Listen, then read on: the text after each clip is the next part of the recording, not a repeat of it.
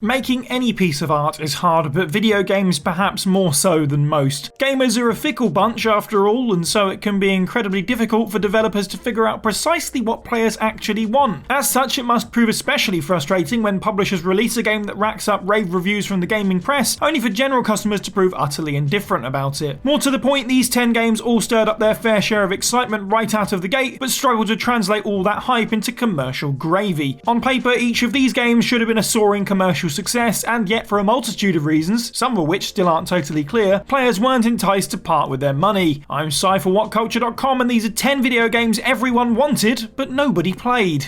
Number 10, Max Payne 2, Fall of Max Payne. 2001's Max Payne was a totally groundbreaking third-person shooter which popularised the use of the Matrix's bullet time effect in video games, and in addition to high critical praise, it went on to sell 4 million copies. A sequel seemed like a total no-brainer then, yet when Max Payne 2 The Fall of Max Payne released just 2 years later, it bafflingly cratered at retail. The sales were poor enough that Take-Two Interactive didn't even report actual figures, simply calling its performance disappointing, while industry estimates pegged it as selling roughly half of its predecessor. Given the expectation that sequels, especially superior highly acclaimed ones such as this, outperformed the original, this was a shocking underperformance by a game that deserved so much better. Even today, the reasons for its failure aren't totally clear. The marketing was fine and it didn't release alongside any direct competition, yet players were inexplicably uneager to swan dive back into this gritty action-packed world. Thankfully, the series could soar once again with the success of Max Payne 3 a whole decade later, and with a remake of the first two games currently in development, hopefully players won't sleep on Max Payne 2 this time around.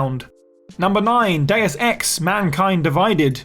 Following the enormous critical and commercial success of 2011's Deus Ex Human Revolution, the sci-fi RPG series' first game in 8 years, fans were incredibly eager for more, and so hype was immediately high out of the gate when Square Enix announced follow-up Deus Ex Mankind Divided, which ended up releasing in 2016. Though reviews weren't quite as enthusiastic for Human Revolution, Mankind Divided was nevertheless solidly praised, yet this failed to translate into sales as the game underperformed massively compared to its predecessor. It certainly didn't help that Mankind Divided faced several PR headaches prior to release, primarily with its planned tiered pre-order system receiving massive blowback from players and journalists alike, leading to its cancellation. Mankind Divided's disappointing sales led to developer EIDOS Montreal being shifted onto the Tomb Raider franchise and later Marvel's Guardians of the Galaxy, ensuring the Deus Ex franchise was categorically put on ice. Square Enix and EIDOS have both reiterated that the series isn't cancelled, but it still doesn't seem likely we're going to get another anytime soon.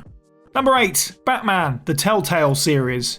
In the mid-2010s, it truly seemed like Telltale Games was one of the most well-minted developers in the gaming industry. Their flourishing episodic adventure game adaptations of The Walking Dead, The Wolf Among Us, Borderlands, Game of Thrones, and Minecraft seemed to suggest that players couldn't get enough of that bite-sized choose-your-own-adventure style. And so when Telltale announced that they were working on a Batman series, well, excitement was immediately extremely high that the studio could deliver a thrilling detective noir that melded the tone of the Christopher Nolan movies with the artistry of the comics. 2016's first season received mixed to positive reviews, though follow-up Batman: The Enemy Within was met with considerably stronger enthusiasm. Yet the general belief that Telltale was one of the most commercially reliable entities in gaming was shattered in 2018 when the company suddenly announced its closure due to bankruptcy. Reports subsequently emerged that the Batman games tanked and were some of the studio's worst performing titles, which, given the potential success of a Batman-themed episodic adventure game on paper, seemed absolutely ludicrous. The cut of it though was that Telltale spread themselves too thin with the various licenses they acquired, in turn both flooding the market with games and diluting the quality of their products, apparently enough that players lost interest.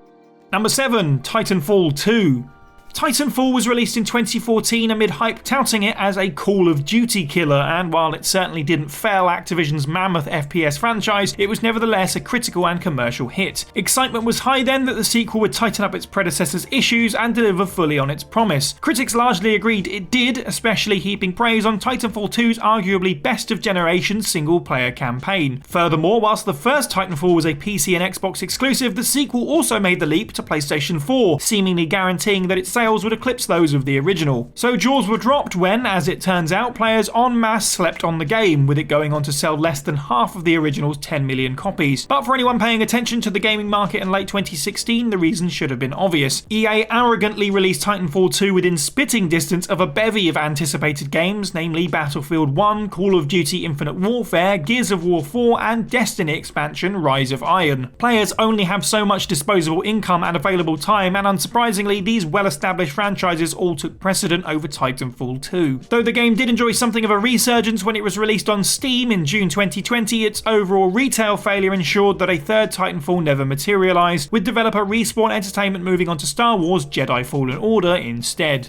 Number 6. Resident Evil Remake.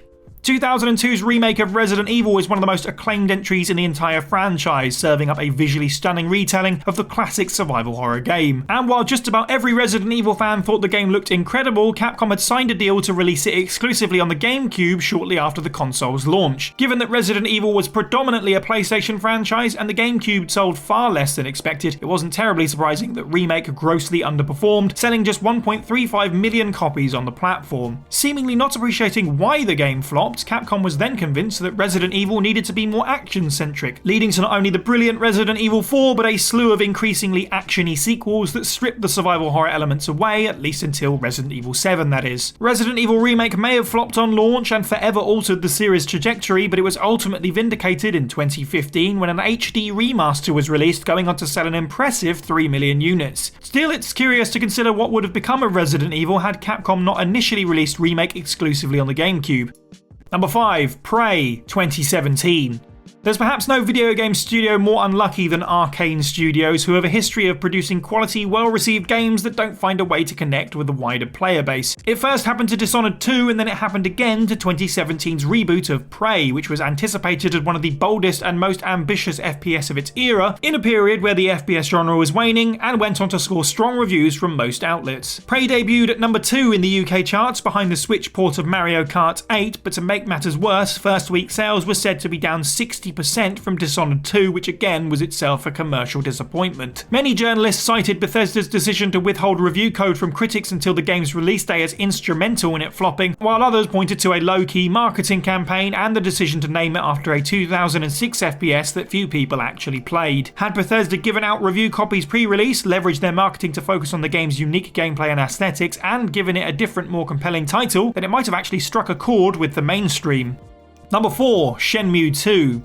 The original Shenmue was far from a commercial success, despite receiving near-universal praise for its groundbreaking gameplay and rich open world, largely due to a budget that would have required every Dreamcast owner to buy it twice for it to turn a profit. However, Shenmue 2 was developed in tandem with the first game, meaning that Sega basically had no choice but to take a punt on the sequel no matter the original's dire straits. Nevertheless, the furore surrounding Shenmue ensured the hype for its sequel was sky high, and with Shenmue 2 also releasing on Xbox shortly after its Dreamcast launch, there was cautious optimism that its sales would perform better. Ironically, Shenmue 2 ended up selling just 100,000 copies on Dreamcast, a mere 10% of the first game, while Xbox owners, who at the time were more interested in FPS games like Halo and likely hadn't played the first Shenmue, just didn't give a damn. This financial failure resulted in the series effectively going to a near 20-year hiatus, leaving fans hanging with an overarching plot, including an agonising cliffhanger, infuriatingly unresolved. A cliffhanger which, hilariously, 2019's wildly divisive Shenmue 3 didn't even bother to resolve.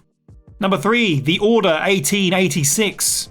Sony's track record for exclusive AAA titles since the PS4 era has been extremely strong, so when Ready at Dawn's third-person action-adventure game The Order 1886 was announced, it immediately became a hugely anticipated title. The marketing did a solid job of presenting it as a cinematic, ultra-atmospheric title with state-of-the-art graphics that primed it to become Sony's next big franchise. Yet The Order was a colossal critical and commercial letdown, scoring wildly mixed reviews for its repetitive gameplay and especially its short 5-hour length. With few players willing to fork out a full RRP for a game that they could literally beat in an afternoon, The Order sold horribly, enough that Sony permanently cut its price by 33% just a month after its release. Sales topped out at 1.7 million units, a dire result that's a mere fraction of most PlayStation exclusive titles. For comparison's sake, even the relatively divisive Days Gone sold at least 5.8 million copies on PS4 alone. One suspects that many simply opted to borrow their friend's copy, rent it for a weekend, or sell it on after playing, if they even bothered playing it at all once the reviews came out. The Order certainly isn't a terrible game, but it clearly should have been priced in a manner reflective of its scope and length.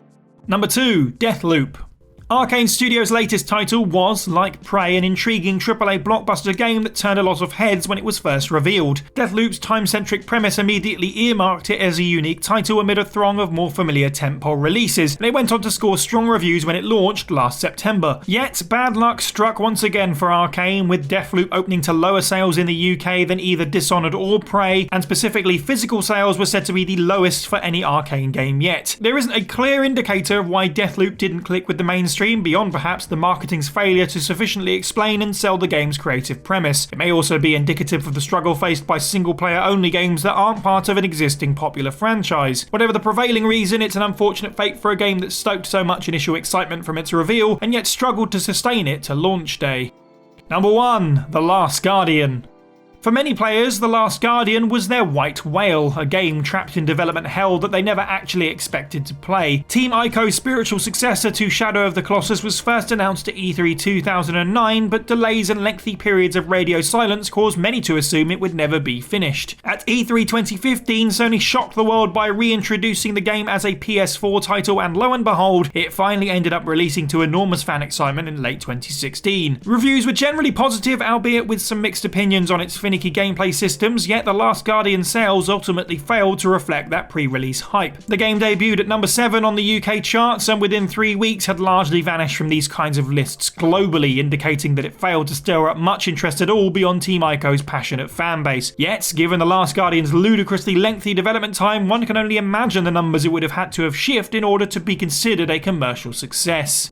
And that's the list. Let us know what you thought of this video down in the comments below, and any other games that you can think of that perhaps you or other people were excited about that released with a bit of a whimper instead of a bang. Make sure you like and share this video, subscribe and hit the notification bell. I've been Si for WhatCulture, and have a good week.